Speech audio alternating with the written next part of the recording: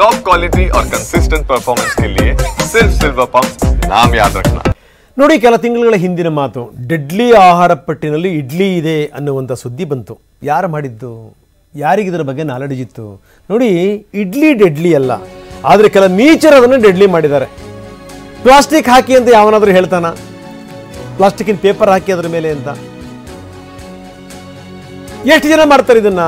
ಎಲ್ಲ ಹೋಟೆಲ್ನವ್ರನ್ನ ನಾವು ದೂರಕ್ಕೆ ಸಾಧ್ಯವೇ ಇಲ್ಲ. ಎಲ್ಲೋ ಈ ಆಹಾರದ ಬಗ್ಗೆ ತುಂಬ ಕಡಿಮೆ ಕಾಳಜಿ ಕಳಕಳಿ ಇರುತ್ತಲ್ಲ, ಅಂಥವ್ರು ಮಾತ್ರ ಮಾಡ್ಲಿಕ್ಕೆ ಸಾಧ್ಯ. ಅಧಿಕಾರಿಗಳ ತಂಡ ಈಗ ಹೋಟೆಲ್ಗಳಿಗೆ ಭೇಟಿ ಕೊಡ್ತಾ ಇದೆ. ಎಲ್ಲೆಲ್ಲಿ ಪ್ಲಾಸ್ಟಿಕ್ ತಯಾರಿಕೆ ಆಗ್ತಾ ಇದೆ ಅಂಥವ್ರ ಮೇಲೆ ಕ್ರಮಗಳನ್ನು ಕೈಗೊಳ್ಳಲಾಗ್ತಾ ಇದೆ. ಅಲ್ಲಿ ಇಲ್ಲಿ ಆಗ್ತಾ ಇದೆ, ಆಗ್ತಿಲ್ಲ ಅಂತ ನಾವು ಹೇಳಲ್ಲ. ಆದರೆ ಎಲ್ಲ ಹೋಟೆಲ್ನವರು ಅದನ್ನೇ ಮಾಡ್ತಾರಾ? ಯಾವಾಗ ಈ ಬಟ್ಟೆ ಬಂತು ನೋಡಿ, ತೆಳುವಾದಂಥ ಬಟ್ಟೆ ಬಂತು ನೋಡಿ, ಬಟ್ಟೆ ಬಂದಾದ ಮೇಲೆ ಈ ಬಹುತೇಕ ಹೋಟೆಲ್ನವರು ಯಾರೂ ಕೂಡ ಈ ಕೆಲಸವನ್ನು ಮಾಡ್ತಾ ಇಲ್ಲ. ಎಲ್ಲರೂ ಕೂಡ ಬಟ್ಟೆ ಬಳಸ್ತಾ ಇದ್ದಾರೆ. ನಾವು ಕೂಡ ನೋಡ್ತೀವಿ. ಇವಾಗಂತೂ ಬಿಡಿ, ಕಿಚನ್ಗಳೆಲ್ಲ ಓಪನ್ ಆಗಿರ್ತವೆ, ನೇರವಾಗಿ ನೋಡ್ಬೋದು. ನೋಡಿ, ಅಲ್ಲಿ ಇಲ್ಲಿ ಒಂದಷ್ಟು ಜನ ಈ ಪ್ಲಾಸ್ಟಿಕ್ಗಳನ್ನು ಬಳಕೆ ಮಾಡ್ತಾ ಇದ್ದಾರೆ. ಅಂಥವರ ಮೇಲೆ ಕ್ರಮಗಳನ್ನು ಕೈಗೊಳ್ಳಲಾಗ್ತಾ ಇದೆ. ದಾಳಿ ಮಾಡಿದ್ದಾರೆ. ಇನ್ನು ಈ ಪ್ಲಾಸ್ಟಿಕ್ ಪೇಪರನ್ನು ಬಳಸಿ ಯಾರ್ಯಾರು ಇಡ್ಲಿ ತಯಾರು ಮಾಡ್ತಾ ಇದ್ದಾರೆ ಅಂಥವ್ರಿಗೆ ನೋಟಿಸ್ ಕೊಟ್ಟಿದ್ದು. ನೋಟಿಸ್ ಕೊಡೋದಲ್ಲ, ಮುಚ್ಚಿಸ್ಬಿಡ್ಬೇಕು ಕೆಲವರು ಅಂಥವ್ರ ಮುಲಾಜಿಲ್ದನೇ. ಯಾಕಂದರೆ ಇವರಿಂದಾಗಿ ಈ ಆಹಾರ ಪದ್ಧತಿ ಇದೆಯಲ್ಲ, ಈ ಸಹಸ್ರಾರು ವರ್ಷಗಳಿಂದ ಬಂದಿರುವಂಥದ್ದು, ಅದು ಕೆಟ್ಟ ಹೆಸರು ಬರಬಾರ್ದು. ಆಮೇಲೆ ಗ್ರಾಹಕರಿಗೂ ಕೂಡ ಸಹಜವಾಗಿ ಬೇಸರ ಆಗಿರುತ್ತೆ, ಅವ್ರಿಗೂ ಕೂಡ ಭಯ ಇರುತ್ತೆ. ಬನ್ನಿ, ಕೆಲವರು ಮಾತಾಡಿದ್ದಾರೆ, ಏನು ಹೇಳ್ತಾರೆ ನೋಡೋಣ. ಪ್ರಜೆಗಳಿಗೋಸ್ಕರ ಏನು ಅನುಕೂಲ ಆಗುತ್ತೋ ಆ ಥರ ಮಾಡಬೇಕು. ಕ್ಯಾನ್ಸರು ಬರುವಂಥ ವಸ್ತುಗಳನ್ನು ಎಲ್ಲದನ್ನು ಬ್ಯಾನ್ ಮಾಡಬೇಕು.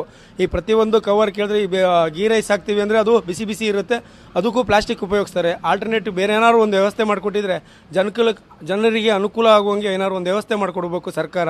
ಈ ಟೇಸ್ಟಿಂಗ್ ಪೌಡ್ರು, ಈ ಕಲರ್ ಪೌಡ್ರೆಲ್ಲ ಹೆಂಗೆ ಬ್ಯಾನ್ ಮಾಡಿದ್ರು ಅದೇ ಥರ ಪ್ಲಾಸ್ಟಿಕ್ಕು ಬ್ಯಾನ್ ಮಾಡಬೇಕು ಅಂತ ನಾವು ಸರ್ಕಾರ ಹತ್ರ ವಿನಂತಿ ಮಾಡ್ಕೊಳ್ತಾ ಇದ್ದೀವಿ. ಇಷ್ಟು ದಿವಸ ನಮಗೆ ಗೊತ್ತಿಲ್ಲ, ನಾವು ಆಟೋ ಡ್ರೈವರು, ನಮಗೆಲ್ಲ ಬೇಕು ಅಲ್ಲಿ ತಿಂಡಿ ಸಿಕ್ಕತ್ತೆ, ತಿಂತೀವಿ ಅಂತ ಹೇಳ್ಬಿಟ್ಟು ಒಂದು ಖುಷಿ ಇತ್ತು.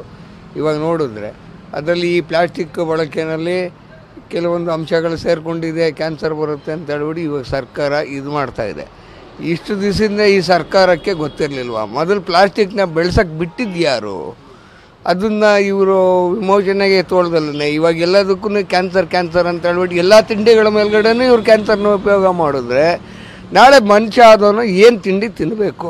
ಸರ್ಕಾರನೇ ಇದಕ್ಕೆ ಉತ್ತರಗಳನ್ನು ಕೊಡಬೇಕು. ಏನಕ್ಕೋಸ್ಕರ ಪ್ಲಾಸ್ಟಿಕ್ ಹಾಕಿ ಬಳಸ್ತೀರೋ ಅದು ಗೊತ್ತಾಗ್ತಿಲ್ಲ. ಅದನ್ನು ಸ್ವಲ್ಪ ಇಲಾಖೆಯವರು ಅದ್ರ ಮೇಲೆ ಸ್ವಲ್ಪ ಪರಿಣಾಮ ನೋಡಿ ಮಾಡಬೇಕಾಗತ್ತೆ. ಸ್ವಲ್ಪ ಜನಗಳ ಮೇಲೆ ಎಚ್ಚರಿಕೆ ಇರಲಿ ಅಂತ. ಆರೋಗ್ಯ ತುಂಬ ತೊಂದರೆಯಾಗಿ ಆಮೇಲೆ ಆಸ್ಪತ್ರೆ ಸೇರುವಂಥ ಕಾರಣಗಳು ಆಗುತ್ತೆ. ಪ್ರತಿ ಜನನೂ ಎಲ್ಲೇ ಹೋದ್ರೂ ಫಸ್ಟ್ ಇಡ್ಲಿ ಬೇಕಂತಲೇ ಹೋಗೋದು. ಅದನ್ನೇ ಇದು ಮಾಡಿಬಿಟ್ರೆ ಜನರಿಗೆಲ್ಲರಿಗೂ ತೊಂದರೆ ಆಗತ್ತೆ. ಈಗ ಇಡ್ಲಿ ಮಾಡ್ತಾರೆ, ಅವಾಗ ಒಂದು 20 ವರ್ಷದ ಕೆಳಗೆಲ್ಲ ಪೂರ್ತಿ ಎಲ್ಲ ಬಟ್ಟೆಯಲ್ಲೇ ಮಾಡ್ತಾಯಿದ್ರು. ಈಗ ನೋಡ್ರೆ ಎಲ್ಲ ಕವರು. ಒಂದು ಪಾರ್ಸಲ್ ಮಾಡ್ಕೊಂಬರಕ್ಕೆ ನೋಡಿ, ನಿಮಗೆ ಮೈಯಲ್ಲಿ ಹುಷಾರಿಲ್ವಾ? ಡಾಕ್ಟರ್ ಹೇಳುವಂಥದ್ದು ಇಡ್ಲಿ ತಿನ್ನಿ ಅಂತ. ಯಾವ ಸಮಸ್ಯೆಗಳೂ ಇಲ್ಲ. ಇಡ್ಲಿನಲ್ಲಿ ಅಕ್ಕಿ ಇದೆ, ಇಡ್ಲಿನಲ್ಲಿ ನಿಮಗೆ ದೇಹಕ್ಕೆ ಪುಷ್ಟಿ ಕೊಡುವಂಥ ಉದ್ದಿದೆ ಅದರಲ್ಲಿ. ಜೊತೆಗೇನು ಅಂದರೆ ನಿಮಗೆ ಚೆನ್ನಾಗಿ ಬೆಂದಿರುತ್ತೆ. ನಿಮಗೇನೋ ಬಿಡಪ್ಪ ಹೊಟ್ಟೆಗಟ್ಟೆ ಕೆಟ್ಟುಬಿಡುತ್ತೆ, ಬೇದಿಗೆ ಕಿತ್ಕೊಂಡ್ಬಿಡುತ್ತೆ, ಖಂಡಿತವಾಗಲೂ ಇಲ್ಲ. ಹೊಟ್ಟೆ ನೋವು ಬಂದಿರೋರಿಗೂ ಅದನ್ನೇ ಕೊಡೋದು, ಹುಷಾರಿಲ್ದಿರೋರ್ಗೂ ಅಂದರೆ ಜ್ವರ ಬಂದಿರೋರಿಗೂ ಅದನ್ನೇ ಕೊಡ್ತಾರೆ. ಯಾವುದೇ ತೊಂದರೆಗಳಿಗೆ ಇಡ್ಲಿ ದಿ ಬೆಸ್ಟ್ ಆಹಾರ. ಅಂಥವ್ರಿಗೆ, ಅಂಥ ಇಡ್ಲಿಗೆ ಕೆಟ್ಟ ಹೆಸರು ತರಲಿ ಕೊಟ್ಟಿದ್ದಾರೆ ಇಂಥವ್ರು. ಈ ಪ್ಲಾಸ್ಟಿಕ್ ಉಪಯೋಗಿಸ್ತಾರಲ್ಲ ಅಂಥವ್ರ ಲೈಸೆನ್ಸನ್ನು ರದ್ದು ಮಾಡಬೇಕು. ಆಮೇಲೆ ನಿಜಕ್ಕೂ ಈ ಒಳ್ಳೆ ಸೇವೆ ಮಾಡ್ತಾ ಇರ್ತಾರಲ್ಲ ಅಂಥವ್ರಿಗೆ ಕೆಟ್ಟ ಹೆಸರು ಬರಬಾರ್ದು.